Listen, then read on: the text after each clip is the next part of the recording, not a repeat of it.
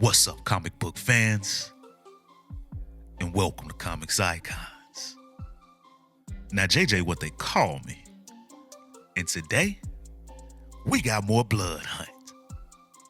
This time with Black Panther Blood Hunt issue number 2.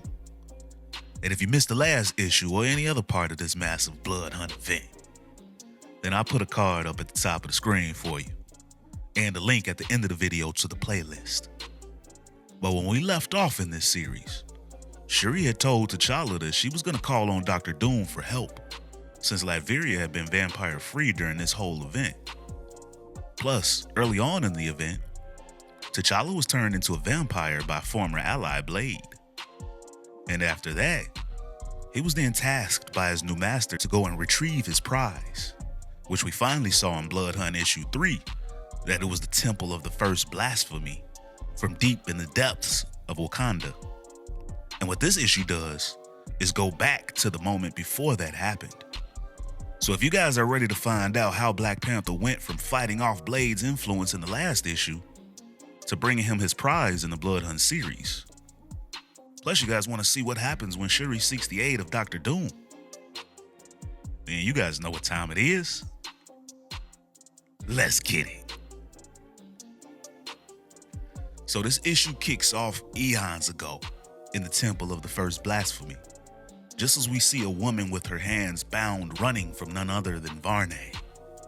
Shout out to everybody that gave me a crash course on him in the comments. You see, that's why this community is so dope. But as she runs from this giant creature, she screams out for help. And as she reaches the outside of the temple, she extends her arms out into the moonlight as she calls out for Khonshu. But the monster catches her and tells her that Khonshu has no claim here, because this land and this temple are his, and so is she, just before he rips into her. Her blood in this land's metal will serve as his gate, and his throne awaits him on the other side. He plans to become a god. But then we see that although he was not able to save her, Khonshu was able to witness the slaying of his follower, and he vows to avenge her. But Khonshu is then held back by Bast, because he has no claims on this unspoken for land, and the other gods will take great offense if he acts alone. So she insists that he call the others first, before he starts a war between the gods. And then we pick back up with now, just as T'Challa was being attacked by that Panther right at the end of issue 1 of this series. But the Panther then speaks and tells T'Challa that he has disappointed her. This is Bast speaking through the Panther, as she then reveals herself to T'Challa and tells him to follow her. And as they walk through the nature preserve, she explains to T'Challa that these waters that they're crossing was once a barren land. But the goddess Anuket flooded this region as a gift to Wakanda, as consolation for having left this realm unprotected. And both the pantheons from East and West Africa vowed to never let it happen again. And yet here stands T'Challa, the last of the first, poisoned by the venom of Varney, all due to their lack of diligence. And T'Challa wonders why she calls him the last of the first, because Blade called him this as well. But it's because that's what he is, she tells him. T'Challa's bloodline were the first people of this land. Yet the gods didn't think that the people would be so inquisitive as to inspect the darkest wilderness, and that quest for knowledge was initially their downfall, but eventually became their greatest triumph. But she then tells T'Challa the story that we had started this issue with from eons ago, and that it was Khonshu who had discovered that the first people had been enslaved by Varney, who had stolen vibranium from the fires of Ptah. Peta? I'm not really sure. The guy whose head looks like a Nike logo. The god of swishes. But Varney then used that metal for shackles to bind mankind and a gate to ascend to godhood. But one night, the shining metal caught a snare from the moonlight, which made Khonshu aware of what Varney was doing. And the gods could not let that desecration go unavenged. So all the Egyptian guys responsible for guarding the night got together to come up with a plan to stop Varney from his ascension. But Bast realizes that the mistake they made was focusing on defeating Varney instead of his full-on destruction. And his body was never recovered. Neither was his temple. And that carelessness left open the door for his possible return, and now he's taking advantage of that opportunity.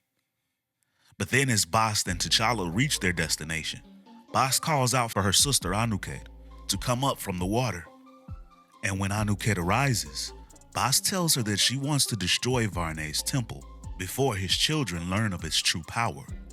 Then Anuket reminds her sister that this was her suggestion eons ago, before it was sunk past her dominion. And now you expect me to do it? She asks. But Bast doesn't want her to do it. She wants her champion T'Challa to do it. So Anuket takes T'Challa and pulls him into the water in search of the temple. And then we pick up with Shuri and burning Zana as she speaks with Dr. Doom and asks him for his help. But the problem is, Doom is aware of T'Challa's vampire turn. And as long as he's out there, the people of Wakanda are like a siren to him. And if Doom lets the Wakandans into Latveria, then so will come T'Challa and his vampire affliction. So until Shuri is willing to give up her brother, Doom rejects her request.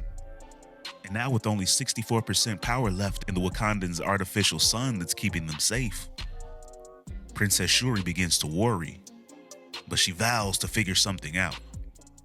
And then we pick back up in the distant past as the gods travel to Varney's temple to stop him. And there they have their first encounter with vampires. And at the time, they don't really understand what they're dealing with, as one of the gods says that the demon has already sired offspring. But then Bast replies that these are humans, but dead and still able to roam the earth. But the fire god, Koku, decides to go ahead and leave these vampires to the rest of the gods as he travels through a lit flame that's inside the temple and comes out on the other side and goes on the attack of Varney. And as the two fight on, Bast starts freeing the shackled slaves. And once they're freed, she tells them to follow her panthers west for 3 days and then return. And she then makes a promise to the people that those who till this land will never wear chains again. And both pantheons will see to it. And then we pick back up with T'Challa and Anuket deep underwater as he thinks to himself how strong she is and how easily she makes it for him to accept the will of a god that he doesn't even believe in, even if that blind faith leads to his death. But death is not what Anuket offers him. Instead, she dangles a new form of life before him, the blood of a river goddess, as she bites her lip and has him drink from her blood. And once he has the taste, he immediately understands the blood covenant's ferocity. To feed from a god and to be one with immortality, even if only for a moment, creates a desire that he might end worlds to fulfill. Then she breaks free of him, and he knows that he's been changed. The craving for her blood has bound him to yet another supernatural being. And she has definitely made him stronger and more resilient. But what he really wants is his freedom from all of it. But he will earn his freedom, he thinks. Just as he's halted by Atlantean guards, and he thinks that maybe his battle may just be beginning. As the guards tell him that he's made a grave mistake intruding on Atlantean waters, and to leave now or this temple will be his doom. And that, ladies and gentlemen, is the end of the issue. Man, y'all, what did you guys think of this one? And how about that Varney reveal? That was dope. I know a lot of people in the comments have been suggesting Varney as the one behind all of this, so it's looking like you guys may just be right. The only thing I say to that, though, is if Varney was contained or indisposed this entire time, then how is he now able to control Blade? I don't think it can only be him. He may be the one controlling Blade right now, but someone had to make that happen. So I think it's possible that that's what the Adana did when she had told Blade that she had done something and that he'd already lost. So I'd like to hear what you guys think about that theory, that maybe the Adana somehow bound Blade to Varney. But man, I'm really digging these tie-ins, y'all. And I think that T'Challa having just drank that god blood means that he's about to go Juneteenth Kendrick Lamar pop out, not like us on those Atlantean guards. If you know, you know. But I'm also wondering how Shuri will save her people. So this story has twists from every direction, and I love it. But of course, I want to hear all you guys' best theories and thoughts down in the comments. And as always, if you guys enjoyed this video and this channel, and you'd like to support the channel, then you can do so by stopping by the Comics Icon store and grabbing you some of this merchandise, including the background music heard right here in this video available for download, or by joining the Iconic Fan Club channel membership, and there'll be a link in the description to join. But with your membership, your voice will be heard during our interactive live streams with yours truly, where we could talk about everything that's been going down in these issues, as well as ones that you'd like for me to go over in the future and other comic book news. And we've got a special guest planned for an upcoming stream, but I'll just keep that a secret for now. Plus, you guys will get loyalty badges, member shoutouts, and up to 20% off of Comics Icon's merchandise from the Comics Icon store. And we've got tiers to the memberships as well, beginning at just 99 cents. Or you guys can donate to the channel with a super thanks. And if you're not able to do any of that, then you can still be a tremendous help to the future of this channel by dropping a like, share, and subscribing to Comics Icons for more icons in the comic book world.